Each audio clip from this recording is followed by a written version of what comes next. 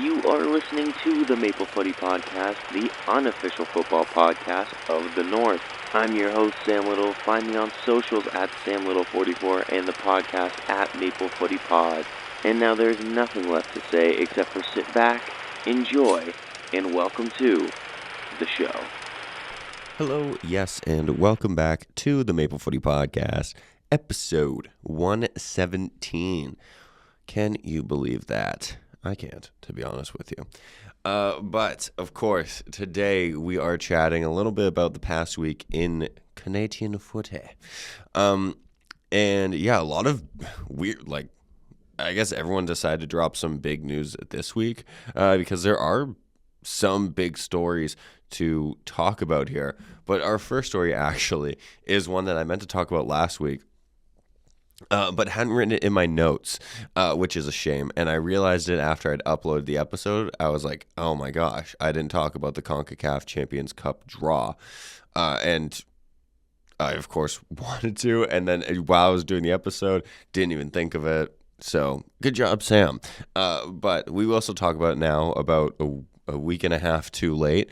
But that's okay because I'll give you some of my thoughts and feelings on some of our teams and how I think that they could fare in this competition. So let's kind of get into that to start this off. So firstly, we'll go with our MLS representees. The Vancouver Whitecaps will be facing a team out of Costa Rica. Cartagena, I believe is how you say it. If that is not how you say it, I do apologize. But these... we saw the Whitecaps face a similar opponent last year. I believe it was another Costa Rican team. I could be mistaken, but all due respect, but you go in and you think, okay, well, an MLS team should probably beat a team from Costa Rica, right? They, of course, the Whitecaps did, but it was actually a pretty challenging task last year. So I'm not expecting an easy game for the Whitecaps. I do think that it could be a bit of a struggle for them. So we'll see. We'll see. I obviously don't follow this team really at all, to be honest with you. Like, I can't tell you, oh, yeah, their star player is this guy, and you got to watch out for this guy, and this is how they play. I just know that, come the CONCACAF Champions Cup, a lot of these teams kind of lock in, for lack of a better term, because this is a huge trophy. So a lot of them kind of make it difficult for you to win, even if they know that they might not. So I don't think that this is going to be an easy run out, despite what you may or may not think. I do think I would still be surprised to see the Whitecaps go out here just because, guys like Thomas Muller, Brian White do still play for the Whitecaps as of recording. Who knows? Because there were some shocking transfer news for the Whitecaps that we'll get into. But I do think that it should be a win for them, but I don't think it's going to be a comfortable win. Now, I could be wrong, and it could be like a 7-0, but time will tell. I just think we could see maybe a little bit of a struggle here. The winner of this will go on to face the Seattle Sounders, who got a first-round bye. So if that does anything for you, maybe an MLS matchup in the next round, or maybe there's a shocker. We'll wait and see. But another one of our Canadian teams who also play out of Vancouver, and I am, of course, talking about Vancouver FC. And sorry, if you are wondering how some of our Canadian teams got here, the Vancouver Whitecaps qualified firstly through winning the Voyageurs Cup, but then they also qualified through the MLS system of however they do it. I don't remember how the MLS does it, but they have a certain amount of spots, and Whitecaps fit one of those quotas, we'll say. So then the Voyager Cup spot actually went to the runners-up in that competition, which are Vancouver FC. So that's how Vancouver FC are here. Forge FC are here because they won the CPL regular season, and then Atletico Ottawa are here because they won the North Star Cup, the CPL playoffs. But back to Vancouver FC, this is like the worst possible draw that they could have gotten. Let's be honest.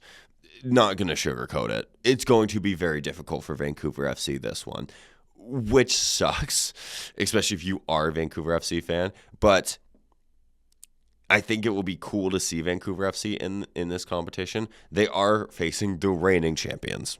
These guys are the ones that thrashed the Whitecaps 5-0 in the final, Cruz Azul.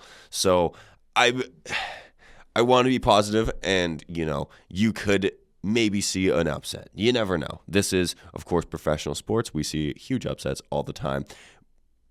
I do think this is going to be a very, very difficult game for Vancouver FC, though.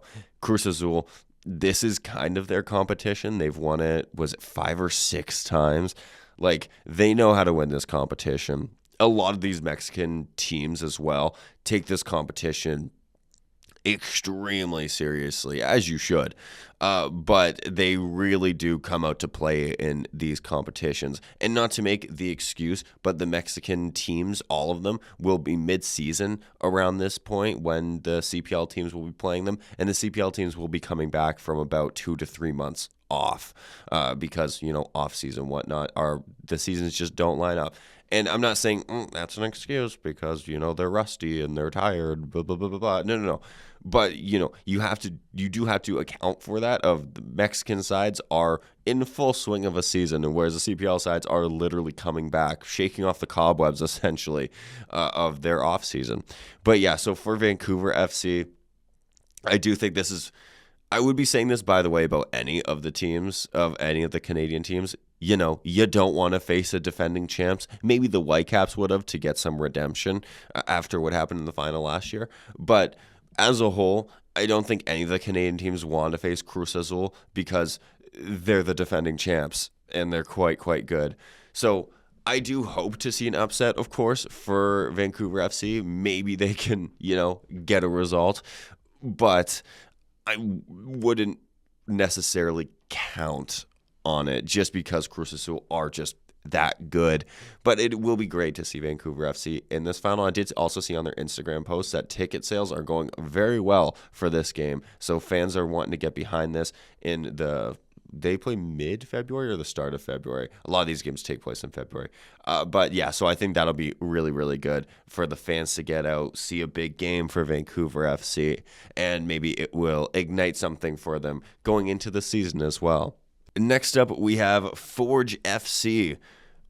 They also don't have an easy draw, not one bit. They will be facing Tigres, a club who have a great history behind them. They've won their regular league 8 times and have won this competition once in the past.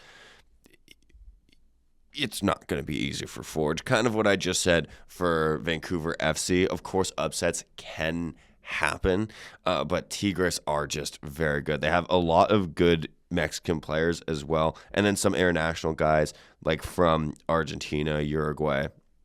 Even the States have a couple guys playing down there, Brazil as well. So they have quite the good team, and as I said, for Cruz Azul, these guys will be mid-season, so they're going to be in the full swing of things. I think it will be challenging for Forge, but we have seen Forge get results in this competition before, so maybe they might be able to here once again. It is no disrespect to our CPL teams. I just think the Mexican sides are just that good. They are the best just in CONCACAF, period. Usually for the most part. So for them to be in this competition and then for us to be going up against them, it's always going to be, lack of a better term, underdog story, maybe, I guess. David versus Goliath, some might say. So we could see maybe an upset here. Once again, I'm not super sure on that. Last season, Forge didn't do great in this competition, went out to Monterrey in the first round, 5-0 on aggregate. I do think, weirdly, they didn't look terrible despite losing the 5-0. I know how ridiculous that sounds. Like, there were some moments for Forge there where it's like, oh, maybe if that had gone the other way. But that, of course, is also always just any game where someone loses of like, oh, well, if that had gone maybe the other way, we could have won, So I don't want to dwell on that too much. I do just want to say that there is a chance. I'm not saying that our teams are DOA, but I also wouldn't say, they're going to be winning, guys. Don't worry. You have nothing to worry about, because it will be challenging. It's going to be a tough task, but I do think that there is always that possibility because, of course, that's why we watch this game. We want to see some of the underdogs sometimes win. And last but not least, Atletico Ottawa will be taking on Nashville. This one, actually, I do think of our CPL teams, I think Atletico Ottawa may have the best shot. And that's no disrespect to Nashville or other CPL teams. I just think, comparatively speaking, I think Forge and Vancouver FC are kind of looking at Atletico Ottawa of like, oh, maybe we could have had Nashville, and maybe, that might be the easier draw per se, because as I said, these Mexican teams in this competition, they're always very, very good. Nashville, this is going to be their first time in the competition, as it will be for Atletico Ottawa, but we have also seen CPL teams in, say, the Voyageurs Cup, Canadian Championship, I should say. We have seen them go toe-to-toe with MLS sides, and I know that Nashville doesn't play in that competition, but we have seen CPL sides go toe-to-toe with the Whitecaps, Montreal, and TFC. So I do actually feel a little bit weirdly more optimistic for Ottawa, just because we have seen kind of games like this before, obviously not between Ottawa and Nashville, but my point still stands. We have seen games of this ilk in the past, so maybe, just maybe, we could see an Atletico Ottawa upset, because it would still be an upset. Don't let me mince my words here. It would still be an upset if Ottawa did beat Nashville, because theoretically, as an MLS team, you probably should beat the CPL team. But I do still think proof is in the pudding for this one at least. We have seen this season by season of CPL teams take on MLS teams.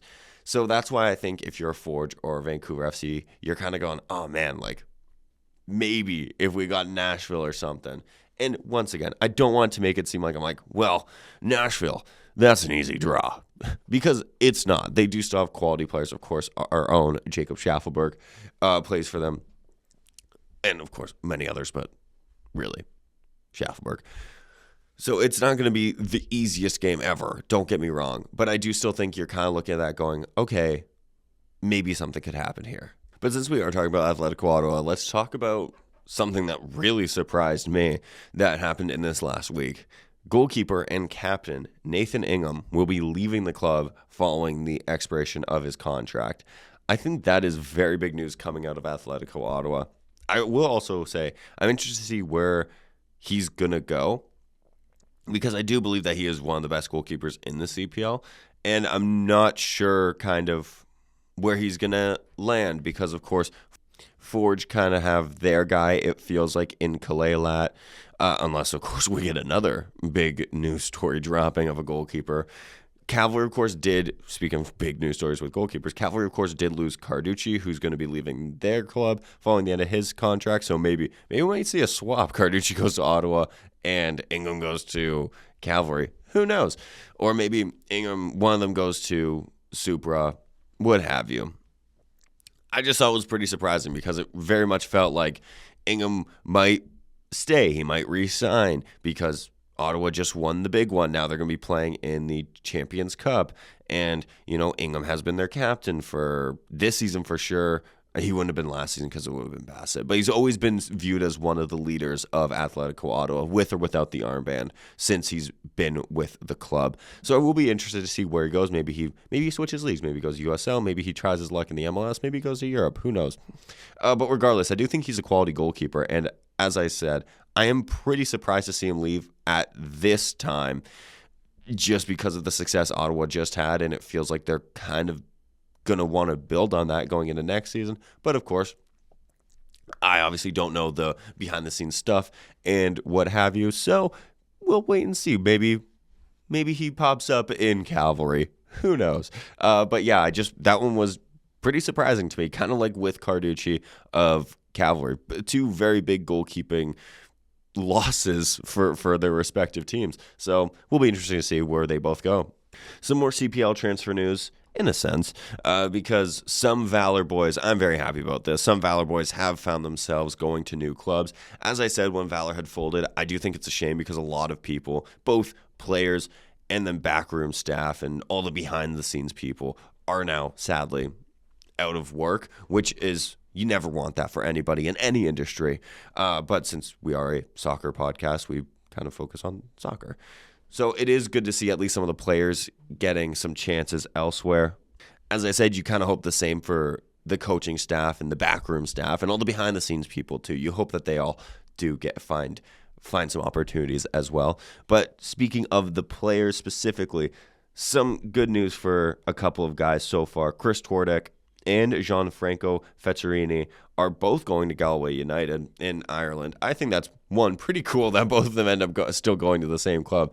And two, just, once again, good to see them getting picked up. They are good players, so it's good to see them get an opportunity. It's going to be cool for them to get to go to Europe, especially Ireland too. It'll be really cool to see what they can do over there, and I hope that they both have very good seasons going forward.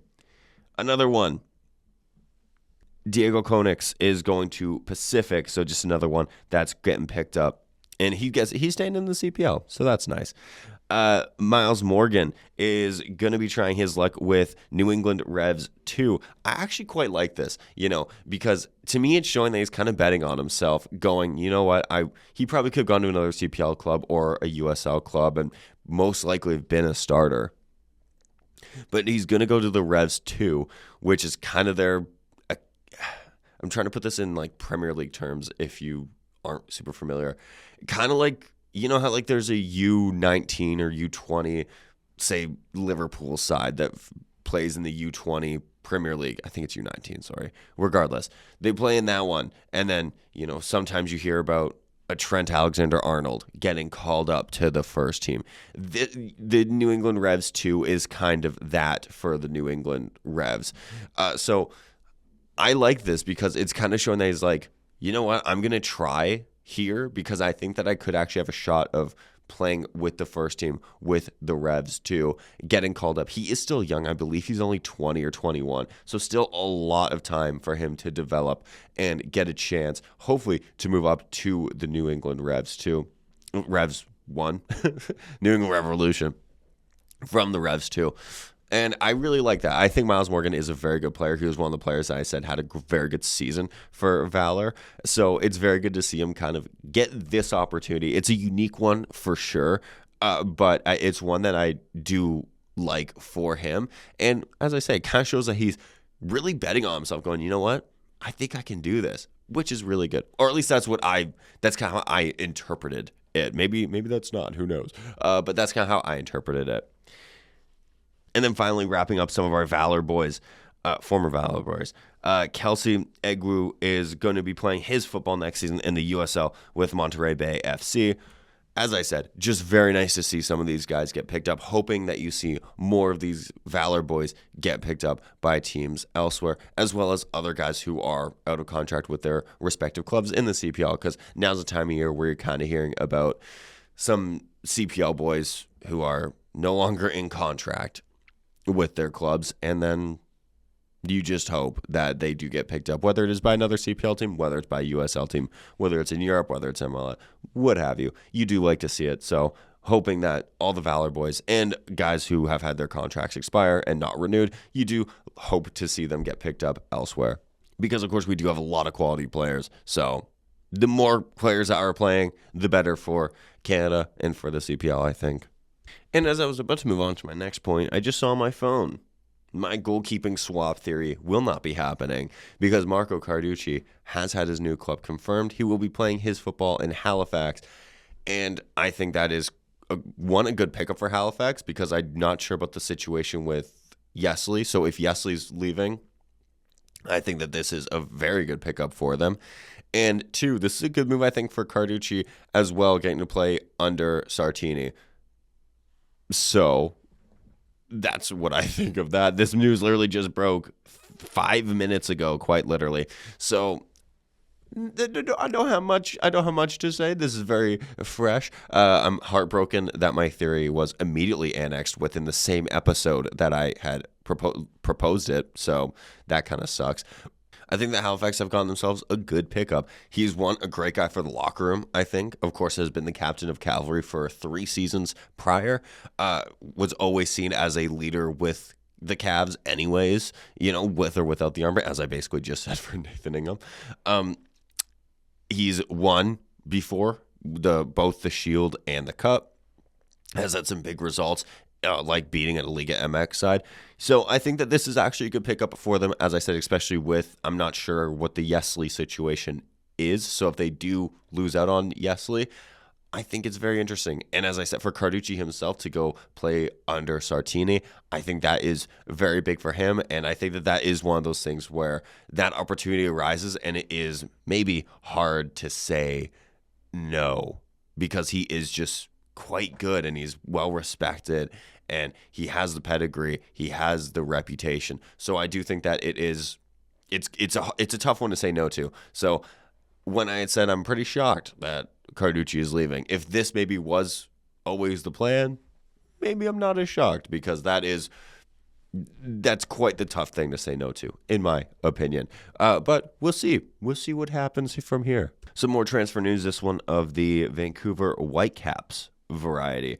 A couple things here. So one, Takaoka has signed an extension with the Whitecaps until June of 2027. I think that's a good pickup. One of the best goalkeepers in the MLS last season, has proven time and time again that he's a very good goalkeeper. Goalkeeper. There we go. For the Whitecaps. So I do think that is quite the good pickup. And as I'm recording, of course, some contract news drops for the Whitecaps. Some more guys were just confirmed to have their contracts options picked up. Does that mean that they will be playing with the Whitecaps next season? No. No, it does not, actually. But their contract options were picked up as per my little app here, OneFootball. It was going off as I was recording some bits for this podcast. So I'll just let you know of some of the guys. As we had already talked about, Takaoka has renewed. And then Sebastian Berhalter has seen his option picked up. Thomas Muller, as I believe we talked about in another episode, has seen his option picked up because, yes, of course. And then two of our Canadian boys, Ali Ahmed, very happy to see this for him, has been picked up. I'm still not 100% sure him and Berhalter will be playing next season with the Whitecaps. I just have that feeling that one or both of them will still be leaving Vancouver. It wouldn't shock me if they did this to maybe get some money for them, like transfer money, instead of seeing them leave on a free. I could be wrong, and maybe they will be playing with the Whitecaps, but just with a lot of the rumors that were swirling around both of them with Berhalter and Ali Ahmed, there was teams for both of them, I believe in Germany, looking at them, and Ali Ahmed had other teams in the championship late last year and early this year looking at him. Now, both of their performances have only went up since then, so it wouldn't shock me to see either one of them leave. So just because contracts were picked up, I still would not say that they will 100% be Whitecaps next season, especially in the case of these two. And another guy that I'm super, super, super happy for, of course, as I have long pumped his tires on the podcast, is Ralph Priso. Saw his option picked up. I'm really happy about that. I hope that he will be in the plans for the Whitecaps going into next season. I think he showed his worth in the playoffs, at the very least in the playoffs. I think he shows worth throughout the season as well, with being so versatile, being able to start, being able to come off the bench, being able to play as a 6,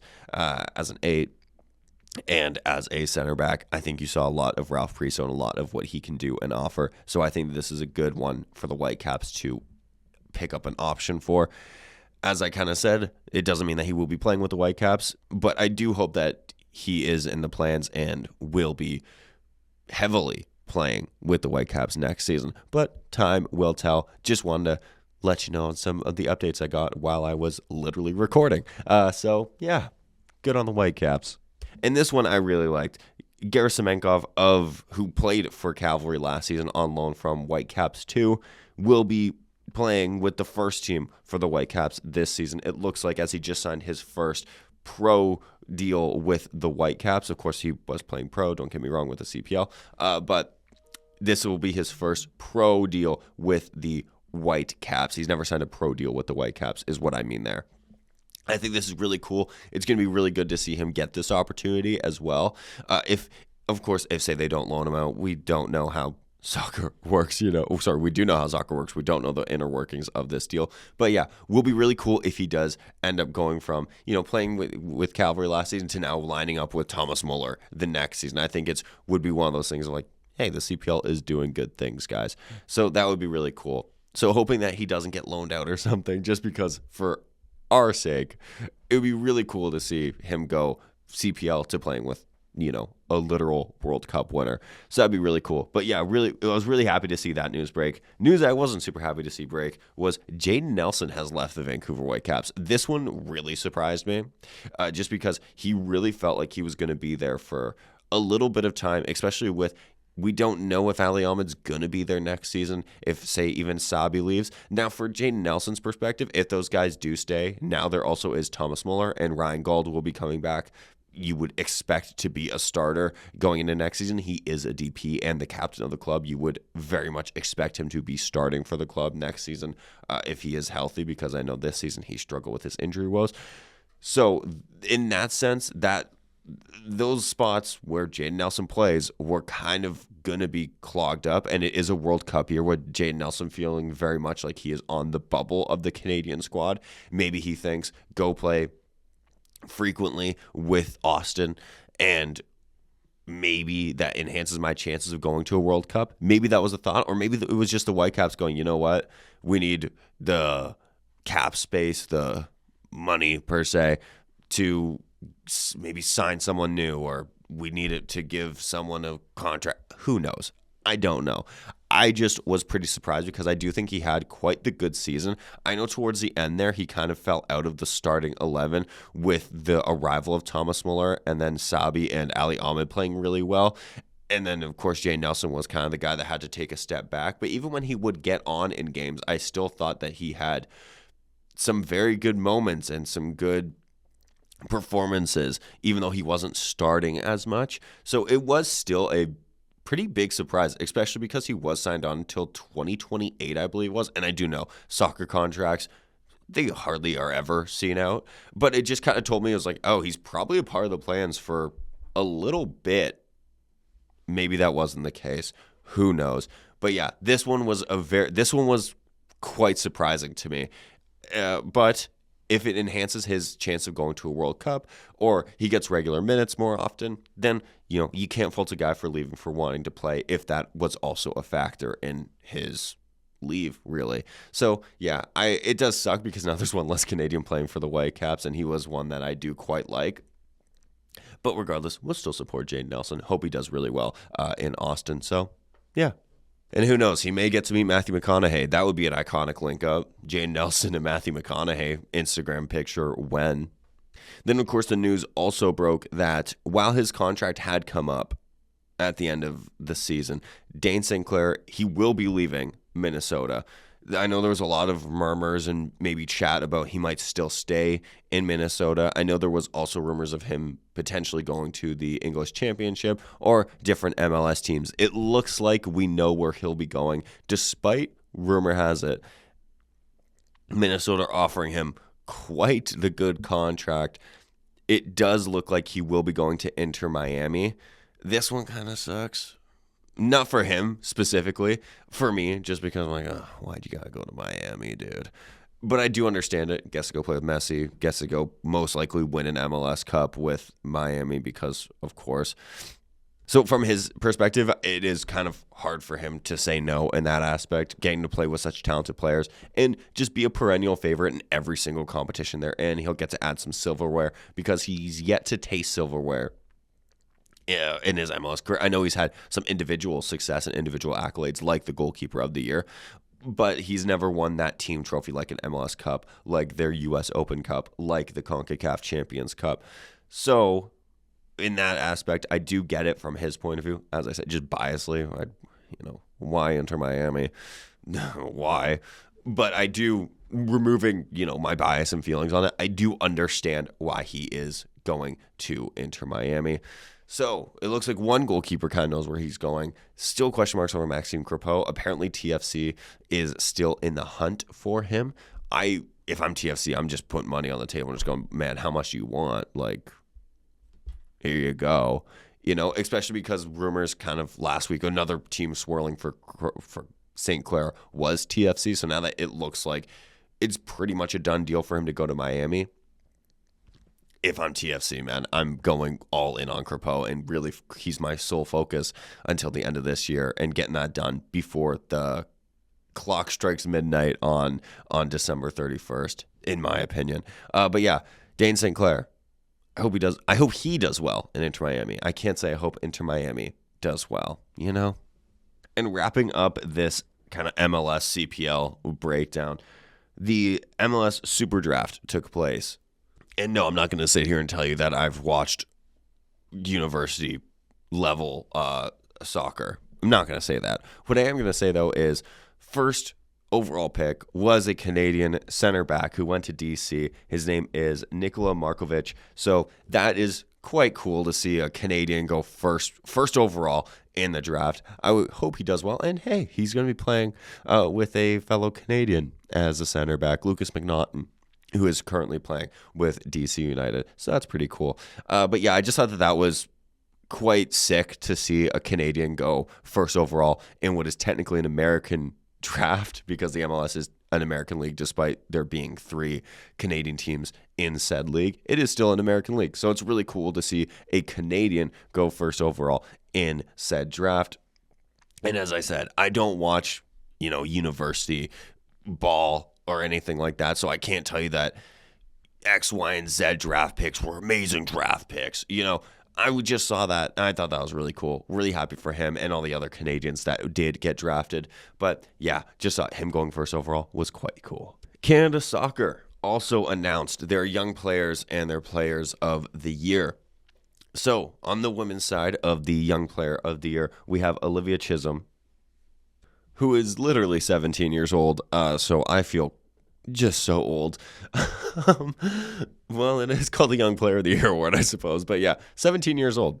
So congratulations to her. She plays her football with AFC Toronto. She enjoyed quite the breakout season with the team as well. So very much big congratulations to her. But yeah, I saw that and I was like, man, I'm getting old, guys.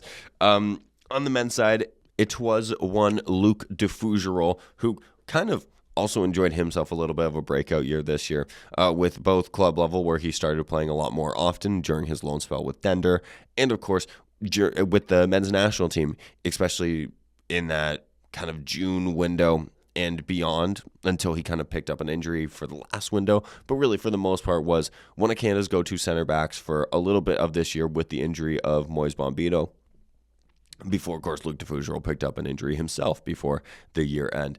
But still, I do think that this is quite the good pick for Canada Soccer. And moving into the men's and women's players of the year, both went back-to-back. So kind of boring, Canada Soccer. What the heck's up with that? But no, seriously. On the women's side, it was Vanessa Gilles, who kind of continued on from where she left off last season, where she just kind of was one of Canada's best performers. Looked very good at club level, and one of the shining spots in what I thought was a pretty disappointing year for our women's national team. She still looked quite good, still coming in with big performances, so big congratulations to her. And on the men's side, as I said, since it was a back-to-back for both, no surprise here for you, it was Jonathan David, who, even though I think he did die off towards the basically post-May, I think from January to May, he looked so strong that you kind of go, okay, fair enough, him going back-to-back. So in that sense, I go, fair, that's a good choice. But then you kind of look at it as a whole year, and you go, maybe it could have been another guy. As I did say last episode, to me, there wasn't a real runaway winner for the men's award, as there kind of felt like there was last year with Jonathan David. It kind of felt like it was just so clearly Jonathan David last year. So you were kind of like, yeah, of course, Jonathan David. Whereas this year, I thought there was maybe a couple different guys that it could have been. So you'll have to see what my picks for the men's and women's players of the year are, because that'll be interesting when I do my year-end recap, as I did last year. So that'll be really fun. But yeah, congratulations to all the winners, if you happen to hear this. And now a couple of stories from Europe. It was a little bit of a quieter week for our boys abroad, per se. But still, some of them enjoyed some good things. So firstly, starting out with 2 guys that hit appearance milestones for their respective clubs. Firstly, Nico Seger hits 100 appearances for Hajduk in Croatia. If I was a betting man, I wouldn't bet that he's going to be there for another 100. Not because he's not good enough. I think it's because I do expect him to be on the move very soon. Maybe come the World Cup, I think. I think once he gets onto the global stage, I think there will be a lot of suitors for him. I know last summer there were reports of him. Sorry, I just straight up had a coughing fit right off the mic. That's why it sounded like I was about to cry. Anyways, I know that there was a lot of there was reports of a lot of suitors for him in the summer. I know Atalanta was apparently heavily looking at him. Anderlecht was also looking at him, as reports said. I, of course, was not in the rooms, so I don't know for sure. But regardless, there were suitors for him last summer. So now I think come the World Cup, we saw this last time when Canada was in the World Cup, and you see it at every World Cup, regardless of team. Some guys who maybe don't get the exposure at club level go onto the world stage, and people go, whoa, this guy's kind of good. Maybe we should sign him. And we saw it, of course, as I said, last World Cup with Canada, like, say, with an Alistair Johnston, a Tajon Buchanan, Kamal Miller. Some guys got moves. Kamal, of course, still stayed in the MLS, but he still got a move to Inter Miami. Tajon Buchanan, it took a year, but ended up going to Inter Milan, who, of course, had apparently been suiting him for the entire calendar year following the World Cup. And then, of course, they did nothing with him. Thanks, Inter Milan. But regardless, now he's playing Villarreal, and he's better for it, to be honest. Alistair Johnston, of course, got the big move to Celtic. So you did see guys get big moves from Canada last World Cup, and I do think that Nico Segier could be, of course, if he does play, health, all that stuff. Of course, all that stuff is a factor. But I do think that if he does play, you could be seeing a lot of suitors for him. So I'm not sure he has 100 more with Hadjic. But if he does, he does. And I think that's great.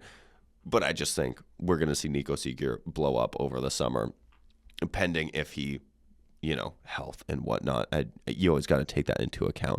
But yeah, really happy for him. 100 is a big milestone, especially being still quite young, 22, I believe, off the top of my head. Maybe he's 23 now. But regardless, still a young player. So really good to see that. And then, of course, another one of our players, our vice captain, Stefan Eustáquio, hit 150 appearances with Porto. Now, I know at the moment, Stefan Eustáquio is not having the best of best times at Porto, but I do think it is important to highlight that he has done a lot with this club in those 150 appearances. He, of course, joined them on loan in 2022, and then they made that move permanent following the end of that loan spell. And I know at the start of his career, he kind of was slowly integrated into the side, which I think was good. Then he kind of became a proper starter and player for them, where he's played a lot of games for the club, started a lot of games, and now, as of recent, has sadly seemed to see his minutes kind of really diminish, which I think is such a mistake on Porto's part, by the way. But as I've made that clear in the past, but I do want to highlight some of his genuine successes with this club, which I think is huge.